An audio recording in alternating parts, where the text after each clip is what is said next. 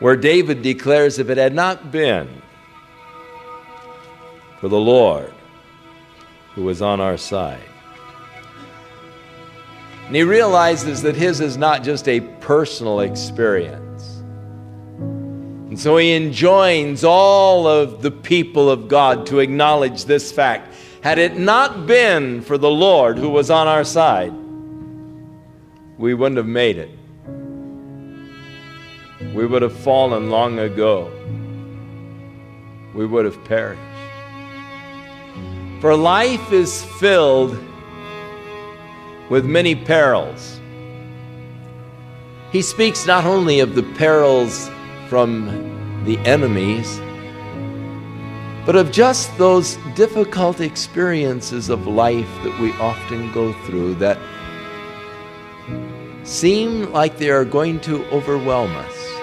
The deep water in which sometimes we feel we are drowning. A severe prolonged illness. A death of a dear loved one. Financial hardships. The breakup of a marriage. These are all deep waters that threaten to engulf us and to destroy us. Those places where we're at a loss in knowing what to do. We have done everything we know how to do. And yet it seems that things are none the better. And it may be that some of you this morning are going through deep water of this sort. And really, that's the reason why you're here.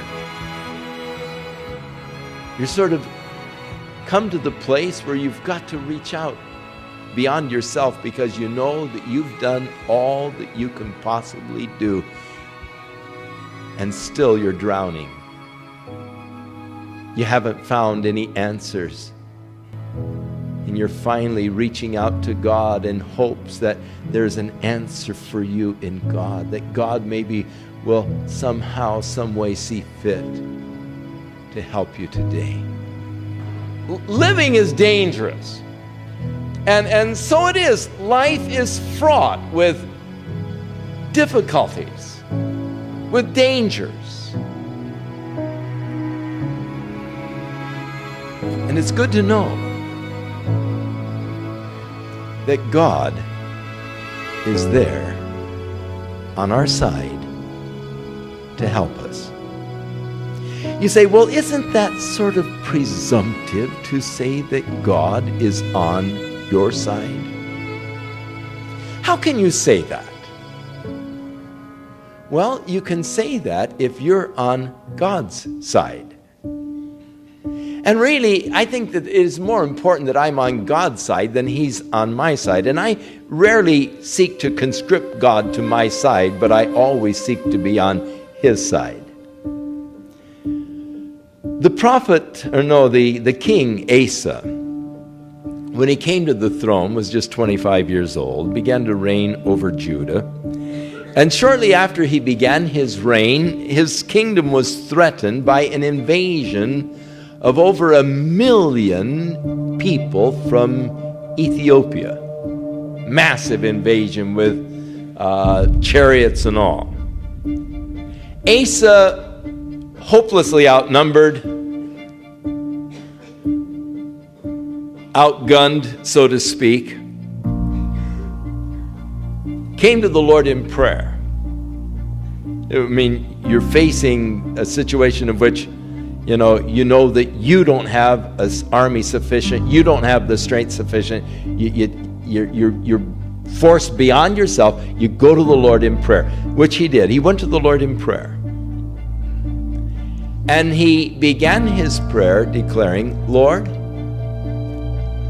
it is nothing for you to help those who are weak or those who are strong. It doesn't really make any difference to you, God, whether my army is strong or my army is weak.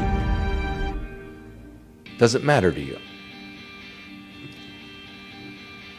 Help us, O Lord,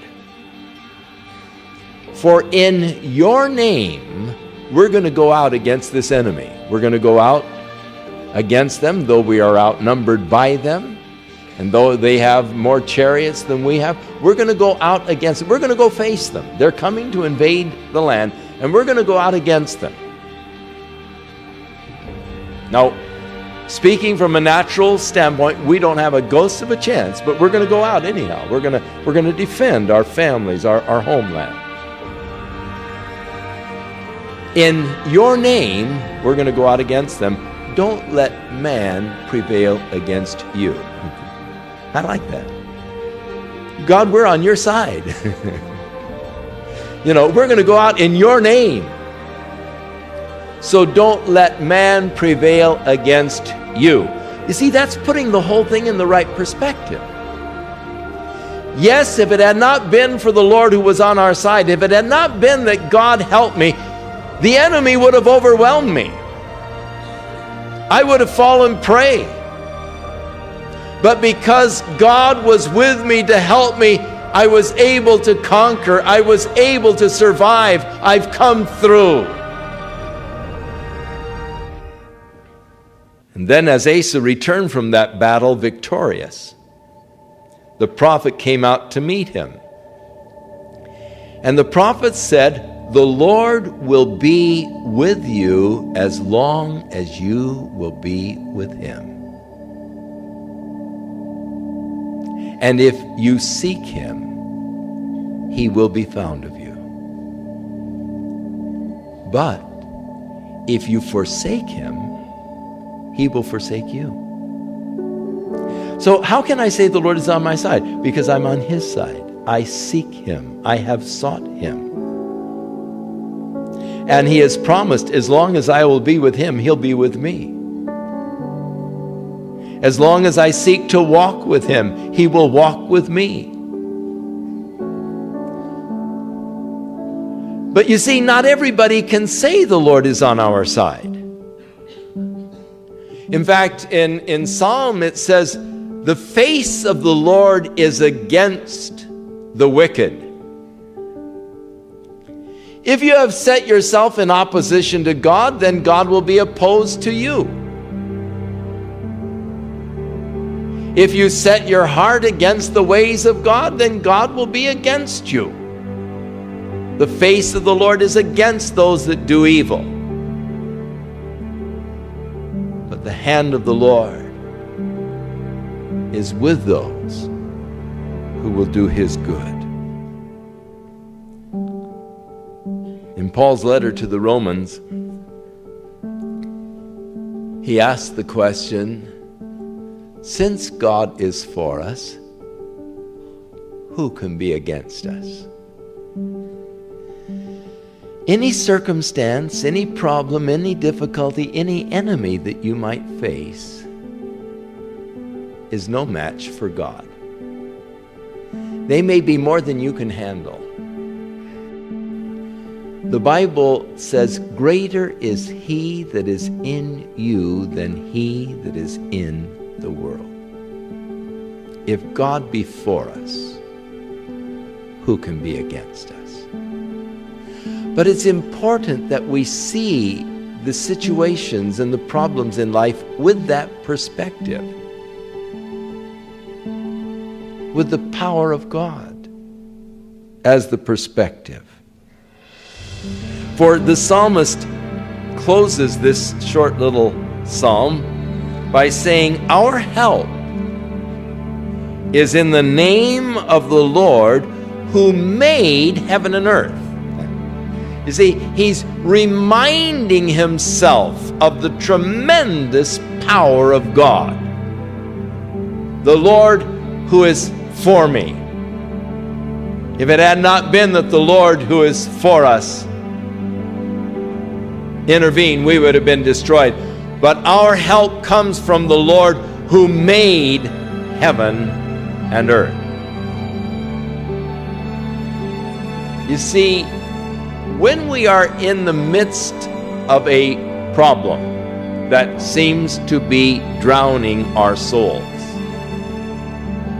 When we're going through these experiences, interpersonal, financial, or whatever, that just seem to be wiping us out, and we don't see the answer, and it just seems that things are getting worse, and I can't see any light at it's just darkness ahead, and I see no hope, I see no way. It just seems so bleak, and I'm forced at that point to reach out for help beyond myself. I know that I can't do it. I've got to reach out for help.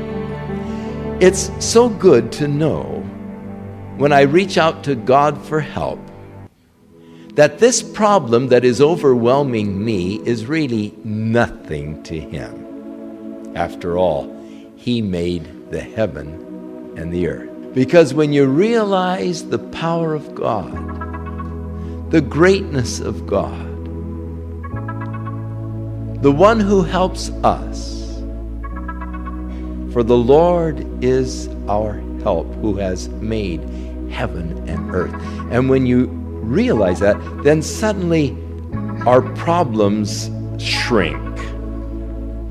We see them now in the true perspective, not in the light of my ability or my strength or my capacity, but I see them now in the light of His power, His glory. And those things that were just drowning me, my soul was drowning in the dilemma, is no longer a problem,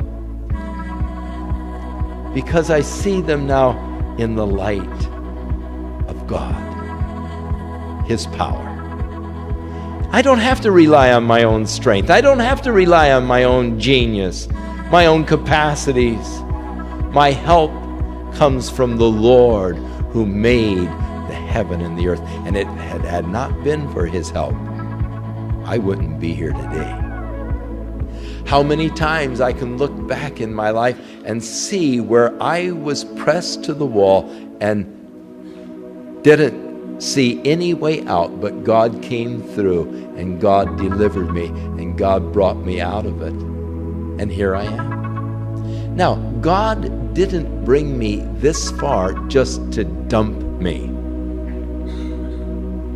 He didn't bring me this far to say, okay, I brought you this far, now you're on your own, man. You just see if you can make it from here. No way. The fact of God's help and deliverance in the past gives me assurance of His help and deliverance in the future. And I realize that the dangers of life, the circumstances of life, the perils of life, whatever I might face in the future, whatever uncertainties that are lurking out there in my path that I'm going to be coming across sooner or later, no matter what's there, the Lord who has delivered me and brought me through this far will take me all the way, for He will complete that work He has begun in my life. The Bible says He is the author and the finisher of our faith. Whatever God begins, He always finishes. He hasn't begun a good work in you to just let it go, but He shall continue to be with you, to help you, to strengthen you, and He'll see you through every difficulty.